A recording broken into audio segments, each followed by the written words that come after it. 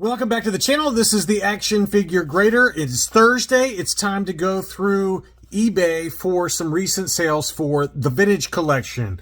Some graded items, and as you can tell by this thumbnail, there was a gigantic lot of different clone troopers that sold. Somebody was building an army, or they decided to no longer keep their army and they decided to sell it off in an auction. So we'll take a look at that.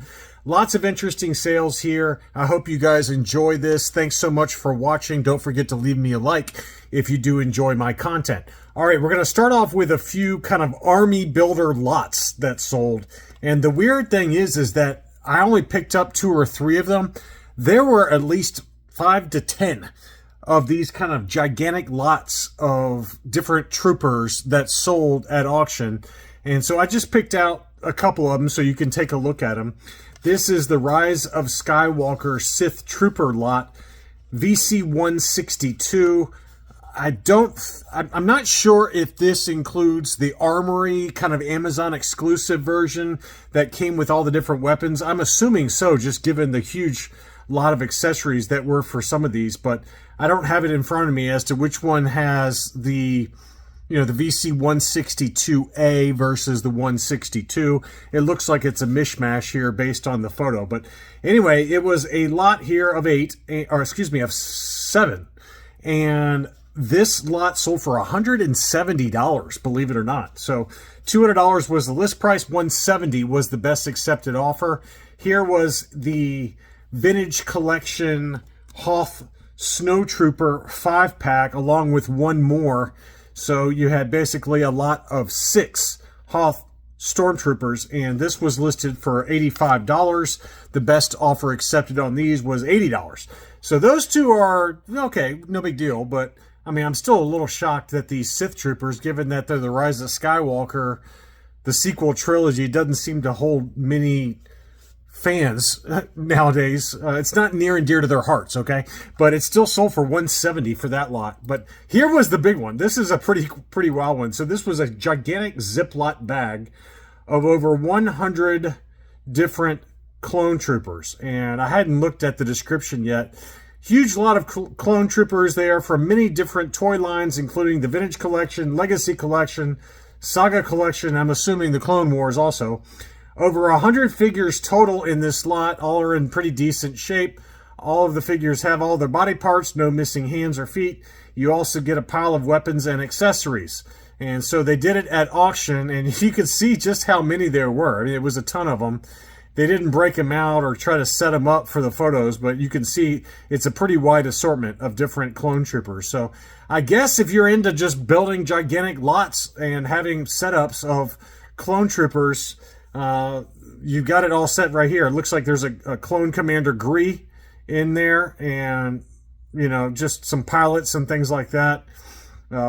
Anyway, it's just hilarious that somebody just dumped them all in a bin here and said, hey, come get them.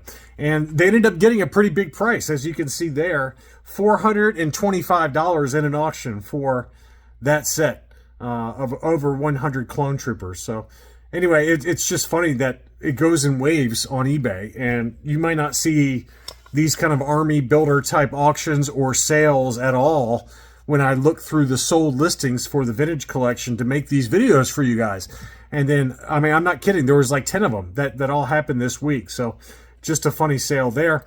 On to the mint on cards, and we'll finish off with some graded items and some vehicles, but Power Droid had a number of very interesting sales, or at least I thought they were. So we have Pruneface here. This is a beautiful unpunched example. That one sold for $80, which is kind of in line. It's on the upper end, as most of his sales are. Qui-Gon Jinn also sold recently. Unpunched, beautiful US card, offerless. That one sold for $90. We had another Darth Vader name pill VC13 that he sold, and I think we just covered another one, but I did double check. This is a second example that he sold with the prototype VCPO3 Boba Fett offer sticker. So this one was yet another sale at the same price of $150. So $150 on that one. He had another Grand Moff Tarkin sale, and so this is again towards the upper end of the range if you're looking for Grand Moff Tarkin. I still think that this is a prime candidate to reissue with the face print technology with a better likeness.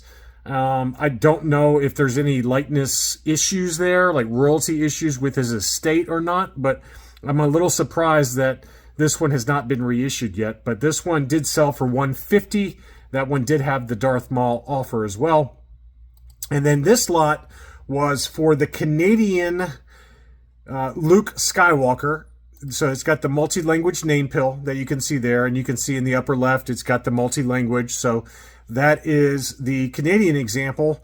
It also has the error for the Boba Fett misprint there. So that one was included. And then it also included an unpunched Canadian Yoda VC20, which we all know is a very pricey, very expensive item. And, you know, those two together sold for $1,100, which to me, I don't know about you guys, that to me feels like a really fair deal for an unpunched VC20 Canadian Yoda with the alternate image, and then the Boba Fett error for VCO4 Luke Bespin. That for both of those together, that feels like a really fair deal to me, because you know that they're all going to be in really good shape.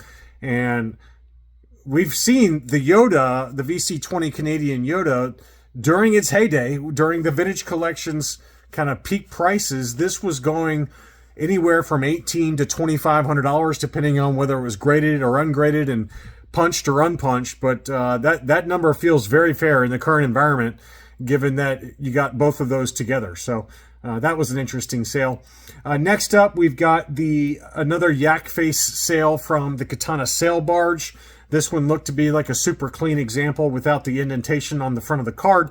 That one sold for $250, which is, again, at the upper end of the range. I mean, we've seen them go for a lot less than that, but they usually have that little eclipse or semicircle indentation on the card. This one looked to be very, very clean without any of those issues from the manufacturing process. So $250 for the yak face from the Sail Barge. And then I've got some vehicle sales. This one kind of fell under the radar. I didn't see it personally, but this is the Target exclusive Empire Strikes Back packaging for the TIE Fighter. And it looked like it had one little blemish on the bottom of the box there, but it was factory sealed, and it sold for $76. This has got a better shot here where you can see some rubbing on the box there, but nothing crazy to it. And it was factory sealed. $76 feels like highway robbery to me, but that was a very good deal for the early 2010 version of the TIE Fighter in the ESP packaging. We did have a Republic gunship. This was no longer sealed, but it was unused contents.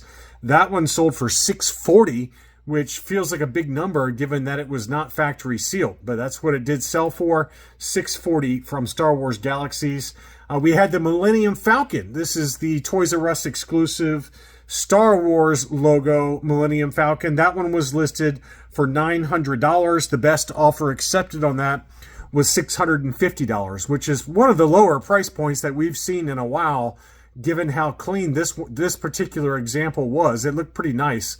So $650, pretty decent deal for that one. We've seen them go into the $700 and $750, $800 range. So $650 for that one. And then the Smuggler's Run version of the Falcon also sold this week. This one sold for $750. So another interesting dichotomy that the Toys R Us exclusive from earlier with the Star Wars racetrack is going for less than what the Falcon is, the Smuggler's Run version, which is the Trading Outpost, Galaxy's Edge version. So $750 for that one. And then from there, I could not get 130point.com to work anymore. It started giving me errors, so I didn't get the final accepted prices for a few of the items remaining, but I wanted to at least show you what did sell from a graded perspective. So this is the error version of Princess Leia Organa from the Yavin ceremony. As you guys know, I'm sure, this is VC 164, which the correct VC 164 is Cara Dune. I think she is originally VC 150 or 155, somewhere in that ballpark. But this, as you can see there, AFA does label it VC 164 for the error. It was graded AFA 8.5, and that one was listed for $139 with $10 shipping. Best offer accepted. I'm assuming it ended up selling for pretty close to some of these others, around 125-ish, but I couldn't verify that because 130point.com was not working for me. But here is the Walmart exclusive Luke Skywalker Yavin ceremony. This was an uncirculated 9.25, so pretty high grade on that one. And that one sold for 125. Pretty big number there, pretty good number there for the Walmart exclusive. Tough to get the Walmart and Target exclusives uncirculated designation, but that one did sell for 125. We also had yet another Leia that sold. This one had the Boba Fett offer, the Leia Hoth from 2010. This one was an AFA 9.0 gold level VC02. That one sold for $169. That was the US example, punched example for $169. We had the Imperial Assault Tank Driver VC126, also in an AFA 9.0 gold level. That one sold for $189, which is a pretty big number, given that this one, you know, ungraded can probably go about $100 less-ish, maybe even less than that, but that one did sell for $189. We had a bunch from this seller over in the UK. This is the Revenge of the Jedi B-Wing pilot, obviously from the SDCC box set. The offerless B-Wing pilot, Revenge of the Jedi logo, UKG 90%. That one sold in an auction for £86, which is $114. The same seller also had the foil Magna Guard graded UKG 90%. That one sold for £109, which is $143. Again, probably pretty decent deal there, given that it was graded. At least over here on our side of the pond, these can go for $85 ungraded all day long. So to get a UKG 90 grade for about that price feels fair to me. Next up, same seller also had a foil General Grievous. This one sold for £132, which is $175. Again, over here on our side, these go for about $125 ungraded in good condition. So pretty fair deal to me there. And then finally was a CAS 90 grade VC64 Princess Leia slave outfit. This was unpunched, offerless, Revenge of the Jedi. Again, this is from the SDCC box set. They do label that as such, Death Star exclusive Revenge OTJ. So that's kind of cool that CAS does label it from the SDCC box set. And again, it was graded CAS 90, 90, 90, 95 for the subgrades. And it was listed at $400, which feels like a really good deal to me, even at $400. So I did send this one out to my Patreons. I don't know if any of y'all bought it or not, but the best offer, there was a best offer accepted on that. And really anything off of that is a pretty decent deal, given that this one can go for close to this price ungraded all day long. So great deal, I feel like, for that one as well. Anyway, that's all I really had for this edition covering recent sales on eBay for the vintage collection. Thanks so much for watching, and I'll be back soon.